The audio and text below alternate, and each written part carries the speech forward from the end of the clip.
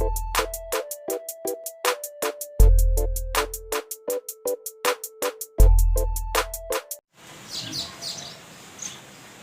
Everyone, I am RKM sir and English teacher and motivational speaker.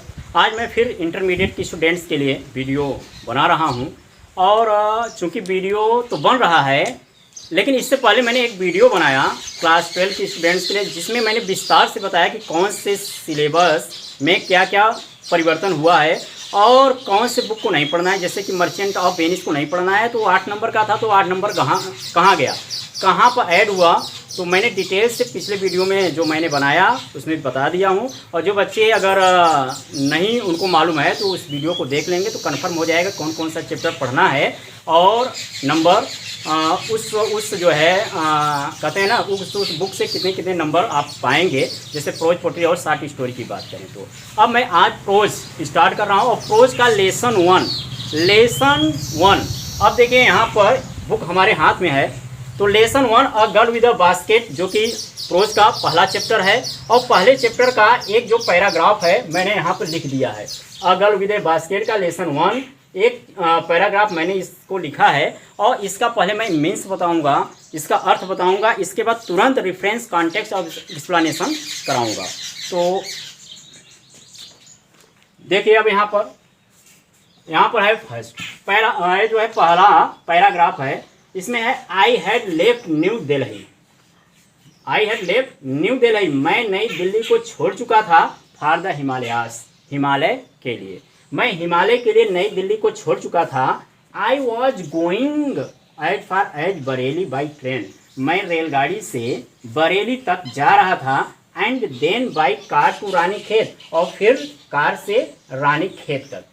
And old British army, एक पुरानी, British माने होता अंग्रेजी छावनी या अंग्रेजी सेना की पहाड़ी, देखिए हिल स्टेशन, पहाड़ी छावनी, लोकेटेड ऑन 6000 फीट, 6000 फीट पर लोकेटेड माने होता है स्थित थी। रिज माने होता है लंबी पहाड़ी कतार पर। अपोजिट, उसके दूसरी तरफ, अपोजिट माने होता है दूसरी तरफ। 120 मील तक stretch of snow capped Himalayas, snow capped माने होता है बर्फ से ढकी हुई हिमालय, स्टेज माने फैली हुई थी। द ट्रेन वाज स्लो, रेलगाड़ी धीमे थी। And it stopped at all the way stations, और यह सभी स्टेशनों पर, देखिए at all the way stations, यह सभी स्टेशनों पर रुकती थी। एट एवरी स्टॉप, हर स्टेशन पर। I swung open the door of my compartment, मैं अपने डिब्बे के दरवाजे को खोल लेता था। एंड वॉक द प्लेटफार्म, और प्लेटफार्म पर जो है टहल लेता था, प्लेटफार्म पर चल लेता था। इस तरीके से ये इसका हिंदी, देखिए बच्चों जब तक हिंदी सटीक ढंग से मालूम नहीं रहेगा, क्योंकि एक्सप्लेनेशन में क्या होता है उसी को इजी वर्ड में लिखा जाता है। मतलब ये जो वर्ड है, वर्ड का इजी वर्ड और क्या होगा वही चीज़ एक्सप्लेनेशन में लिखा जाता है, इसलिए इसका हिंदी भी जानना जरूरी होता है। उलट फेर करके आप पूरा अंक नहीं प्राप्त कर सकते, इसलिए इसका हिंदी जानना जरूरी है। फिर से देख लीजिए एक बार। I had left New Delhi for the Himalayas, मैं हिमालय के लिए नई दिल्ली को छोड़ चुका था। I was going as far as Bareilly by train, मैं रेलगाड़ी से बरेली तक जा रहा था। And then by car to Ranikhet, और फिर कार से रानीखेत तक। And old British army hill station located on 6000 feet ridge, एक पुरानी अंग्रेजी सेना की पुरानी छावनी 6000 फीट पर स्थित थी। अपोजिट, उसके दूसरी तरफ 120 mile stretch the snow capped of Himalaya, 120 मील तक बर्फ से ढकी हुई हिमालय फैली हुई थी। द ट्रेन वॉज स्लो, रेलगाड़ी धीमे थी। And it stopped at all the way station, और यह हर स्टेशनों पर रुकती थी। एट एवरी स्टॉप, और हर स्टेशन पर। I swung open the door of my compartment, मैं अपने डिब्बे के दरवाजे को खोल लेता था। एंड वॉक द प्लेटफॉर्म, और प्लेटफॉर्म पर टहल लेता था। ये हुआ इसका हिंदी अनुवाद। अब देखिए इसका रेफरेंस कॉन्टेक्स्ट और एक्सप्लेनेशन करना है। अब यहाँ पर सबसे पहले कॉपी में कैसे लिखेंगे, ए आपके जो है पेपर में ऐसे दिया रहेगा, पैसेज दिया रहेगा, हाँ, और इसका जो है पहले का 2 से 3 वर्ड, आई हैड लेफ्ट करके, इसके बाद डॉट डॉट करके लास्ट का 2 से 3 वर्ड लिख दीजिए। इसके बाद हाँ वॉक्ड द प्लेटफॉर्म। अब देखिए यहाँ से इतना ए हो गया और लास्ट का ए हो गया। अब लिखिए रिफरेंस। रिफरेंस मीन्स होता है संदर्भ। हिंदी में आप लोग पढ़े होंगे और पढ़ भी रहे होंगे कि संदर्भ सहित व्याख्या, वही चीज़ है ये इंग्लिश में है। हिंदी में दिया रहता है संदर्भ सहित व्याख्या कीजिए। इसमें इसका नाम रख दिया है इंग्लिश में रेफरेंस कॉन्टेक्स्ट एक्सप्लेनेशन। अब यहाँ पर चूंकि ये इस 2020 और 21 के जो एग्जामिनेशन, बोर्ड का एग्जामिनेशन होने वाला है, इसमें 2020-21 का जो बोर्ड का एग्जामिनेशन होने वाला है, इसमें ये 10 नंबर का है। कितने नंबर का है? 10 नंबर का। और 10 नंबर को अगर आप अचीव करना चाहते हैं और चाहते हैं कि 10 का 10 मिल जाए, तो एक एक पॉइंट पर ध्यान देना होगा, तभी 10 में 10 जो है अचीव कर सकते हैं। वरना बहुत मुश्किल होता है 10 में 10 अचीव करना। कोई 5, 6, 7, 8 घुमा फिरा कर लिखोगे, इसका सही ढंग से अर्थ नहीं निकाल कर लिखोगे तो क्या होगा? नंबर तो आधे तिहा तो मिलेगा ही। तो यहाँ पर 10 नंबर का है, तो 10 नंबर लायक अगर आप लिखेंगे तभी आपको 10 नंबर मिलेगा। तो रेफरेंस देखिए, रेफरेंस 2 तरीकों से लिखा जाता है। अब देखिए यहाँ पर these lines have been taken. These lines have been taken from the lesson. These lines have been taken from the lesson. First method तो यही है कि these lines have been taken from the lesson, first ये है। और इसका second अगर आप लिखना चाहें तो यहाँ पर लिखिए this passage has been taken from the lesson. अब देखिए दोनों में से आप कोई भी मेथड यूज कर सकते हैं, गलत नहीं है, दोनों सही है अपने स्थान पर।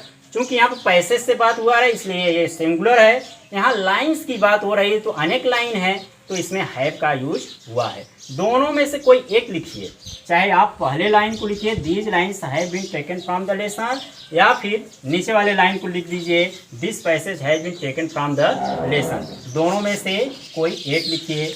ये मैं डेमो क्लास आप लोगों को दे रहा हूँ, विस्तार से इसलिए समझा रहा हूँ कि आप लोगों को अच्छे ढंग से, ताकि समझ में आ जाए और आप इजीली रेफरेंस कॉन्टेक्स्ट एक्सप्लेनेशन कर सकें। तो दोनों में से कोई एक लिखिए, लेसन फ्रॉम द लेसन। अब सबसे पहले आप क्या लिखेंगे? चैप्टर का नाम। चैप्टर का नाम क्या है? आर करके यहाँ कर दीजिए, आर ओ लिखिए या फिर आर ए लिखिए। A girl with a basket. और इसमें भी ध्यान देने योग्य बातें हैं कि जब भी चैप्टर का नाम लिखेंगे तो हर वर्ड का पहला अक्षर कैपिटल से ही लिखिएगा। A girl with a basket, यहाँ पर देखिए इसको कॉमा से क्लोज कर दिए या फिर इसको अंडर लाइन कर दीजिए। प्रीपोजिशन है तो आप स्मॉल लेटर से लिख सकते हैं with. A girl with a basket. अब इसके राइटर कौन है, इसके लेखक कौन है? तो यहीं पर लिखिए written by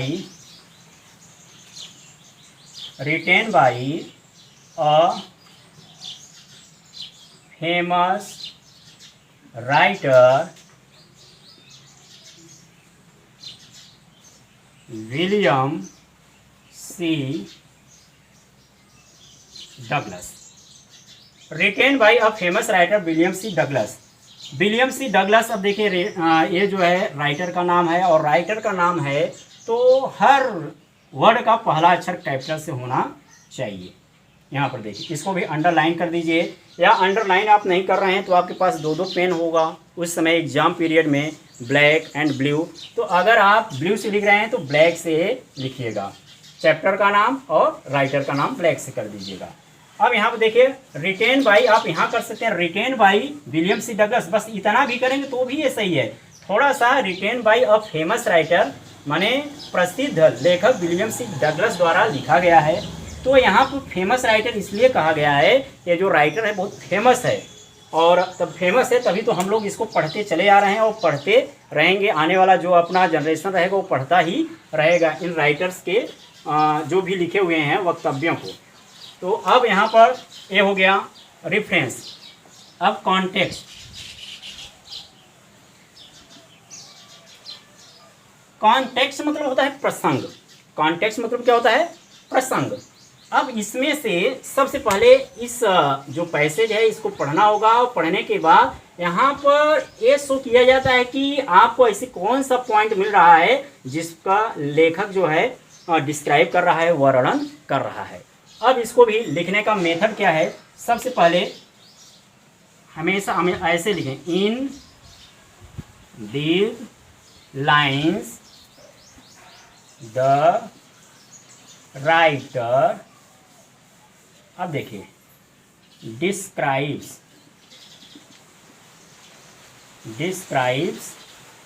या फिर डिस्क्राइब्स के साथ आप टेल्स का भी यूज कर सकते हैं। देखिए, इन दीज लाइन्स, इन पंक्तियों में द राइटर डिस्क्राइब, लेखक वर्णन करता है या लेखक बताता है। तो डिस्क्राइब्स अबाउट करेंगे, डिस्क्राइब्स अबाउट और टेल्स अस, दोनों थोड़ा सा अंतर है, आगे थोड़ा सा लिख दे रहे हैं। देखिए, डिस्क्राइब्स अबाउट लिखिए या आप लिख दीजिए टेल्स अस। दोनों मेथड से मैं बता रहा हूँ कि इन these lines the writer describes about या टेल्स अस, चाहे आप डिस्क्राइब्स अबाउट लिखिए या फिर टेल्स अस। Tells us. अब क्या चीज़ बता रहा है?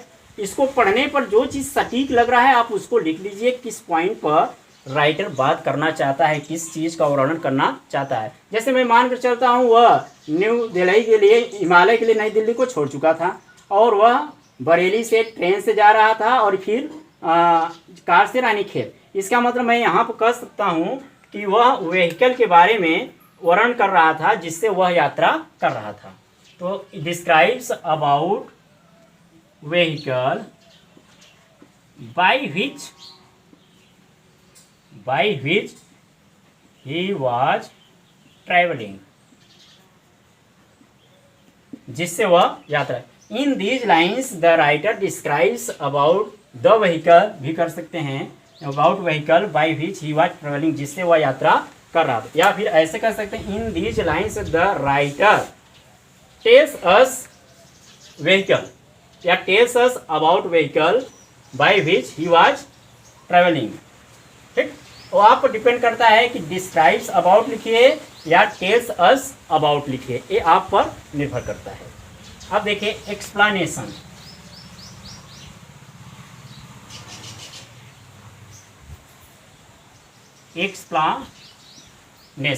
एक्सप्लेनेशन मतलब क्या होता है? व्याख्या। अब व्याख्या करना है, इसको एक्सप्लेन करना है, इसका अच्छे ढंग से व्याख्या करना है। चूंकि 10 नंबर पाना है तो 10 नंबर लायक एक्सप्लेनेशन भी तो होना चाहिए, रेफरेंस भी होना चाहिए, कॉन्टेक्स्ट एकदम सटीक होना चाहिए कि 10 नंबर मिलेगा। एक कम नंबर नहीं है, बहुत ज़्यादा नंबर मिल रहा है इस 2020-21 के बोर्ड एग्जामिनेशन में जो बच्चे बैठेंगे उनको। तो एक्सप्लेनेशन देखिए, एक्सप्लेनेशन में अब देखिए कैसे एक्सप्लेनेशन करते हैं। बच्चों को ज़्यादा प्रॉब्लम्स होती है, एक्सप्लेन कैसे करें। ये वर्डों का इधर उधर करके जो है लिख देते हैं, तो काम चलाऊं लिख देते हैं। बेटा काम चलाऊं नंबर भी मिल जाता है, उससे सेटिस्फाइड हो जाते हैं। काम चलाऊं लिखेंगे, काम चलाऊं नंबर मिलेगा। सटीक लिखेंगे तो सटीक नंबर मिलेगा। 10 नंबर में 10 नंबर लेना है तो अच्छे ढंग से लिखना पड़ेगा। अब यहाँ पर देखिए, आई हैड लेफ्ट न्यू दिल्ली। अब थोड़ा सा यह भी देख लीजिए कि ए मेथड, पहला मेथड यानी रेफरेंस कैसे लिखा जाएगा, इसके बाद कॉन्टेक्स्ट कैसे लिखा जाएगा और एक्सप्लेनेशन कैसे लिखा जाएगा। अब द राइटर सेज, इसको पहले कर लीजिए, द राइटर सेज दैट। अब एक्सप्लेनेशन ये हो गया, स्टार्टिंग का ये है। यहाँ पर स्टार्टिंग देखिए, रेफरेंस में दीज लाइन्स ये स्टार्टिंग है या दिस पैसेज यहाँ से स्टार्ट करिए, कंटेक्स्ट में इन दीज लाइन्स से स्टार्ट करिए और एक्सप्लेनेशन में द राइटर सेज दैट यहाँ से स्टार्ट करिए। और बाकी आपको और जो मेथड आ रहा है उससे भी आप स्टार्ट कर सकते हैं। ये ज़्यादा मैटर नहीं करता, मैटर करता है कि आप जो लिख रहे हैं वो सॉलिड होना चाहिए और टोटल पैसेज के अकॉर्डिंग ही होना चाहिए। तो द राइटर सेज दैट। अब देखिए, आई had left New Delhi for the Himalayas. मैं हिमालय के लिए नई दिल्ली को छोड़ चुका था। कौन कह रहा है? लेखक कह रहा है। लेखक अपनी बातों को कह रहा है कि आई had left New Delhi for the Himalayas. मैं हिमालय के लिए नई दिल्ली को छोड़ चुका था। तो यहाँ द राइटर सेज दैट, कौन छोड़ चुका था? वह। जब भी, ध्यान दीजिएगा, जब भी फर्स्ट पर्सन का प्रोनाउन आई रहेगा, तो अगर हम लोग लिख रहे हैं, आप लोग लिख रहे हैं, तो उसको ही में कन्वर्ट, यानी थर्ड पर्सन के ही में कन्वर्ट करना होगा। क्योंकि राइटर डायरेक्ट लिख रहा है और हम लोग राइटर की बातों को इनडायरेक्ट लिख रहे हैं, इसलिए आई को किस में चेंज हो जाएगा? ही में। अब यहाँ पर that the writer says that he had left. अब लेफ्ट मतलब छोड़ चुका था। अब यहाँ पर हम अदर वर्ड यूज कर सकते हैं, क्योंकि इसका इंग्लिश भी तो निकालना है। तो यहाँ पर हम डिपार्टेड कर सकते हैं। Departed New Delhi, New Delhi for the Himalayas.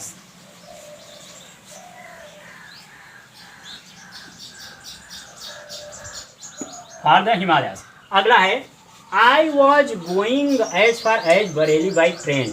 मैं रेलगाड़ी से बरेली तक जा रहा था। अब ध्यान दीजिएगा, मैं फिर आ गया। अब इसका मतलब वह कौन? लेखक जा रहा था। तो यहाँ पर लिखिए पहला कैपिटल से, he was going Bareilly by train and then by car to Ranikhet, और फिर कार से रानीखेत तक। And then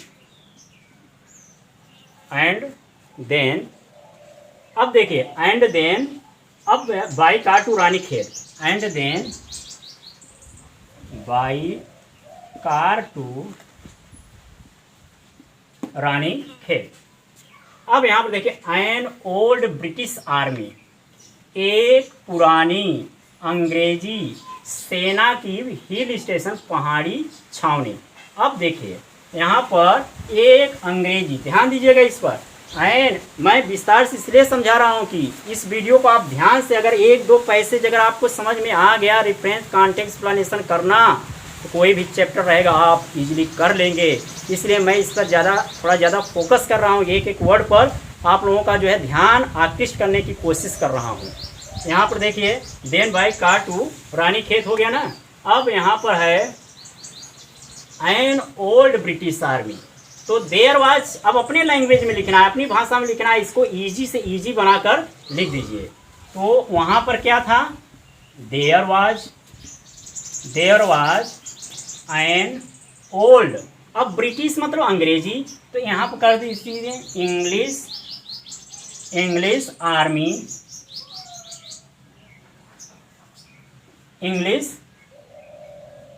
army hill station,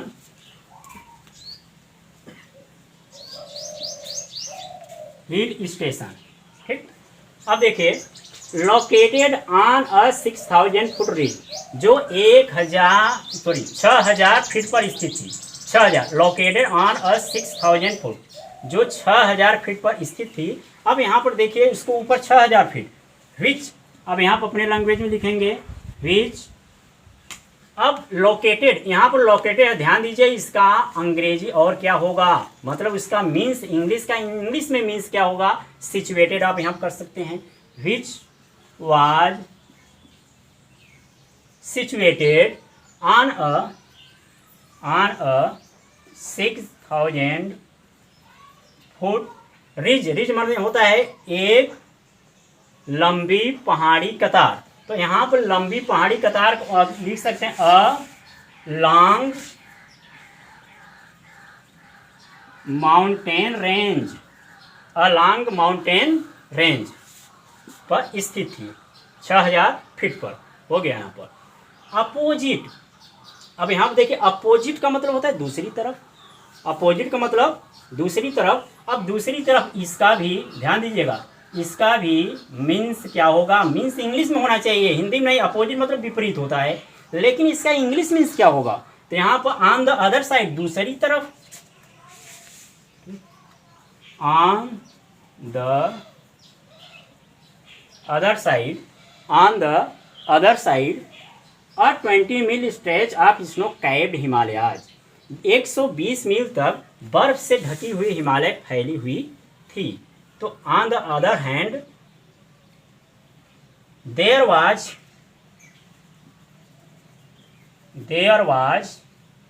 इसके बाद देयर वाज क्या था वहां पर, Himalayas,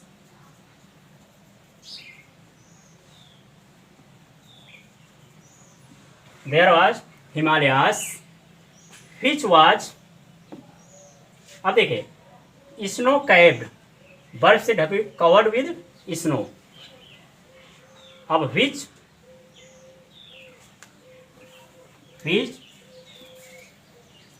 covered with snow.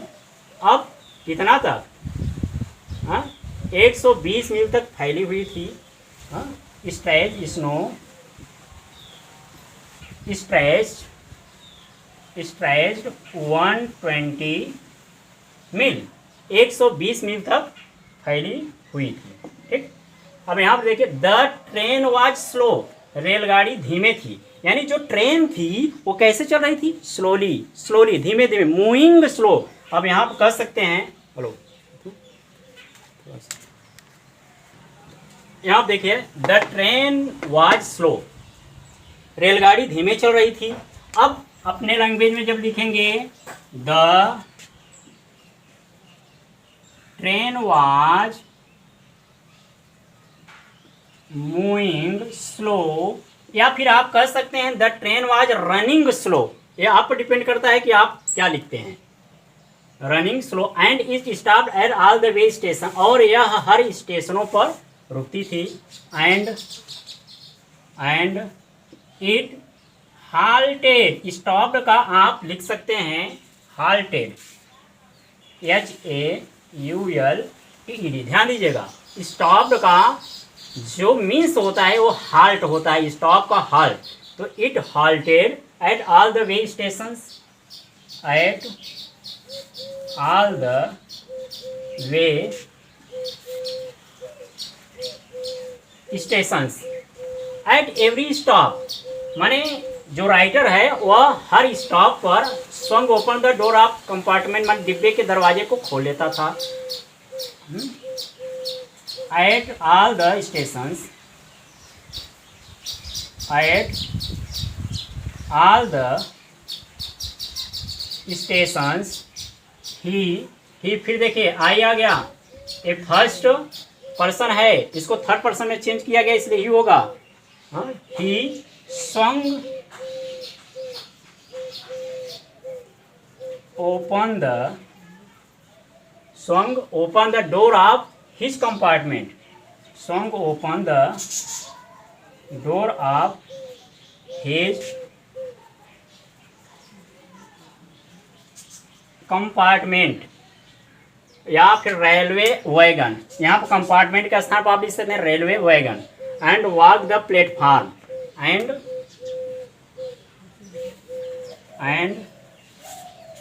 Walk the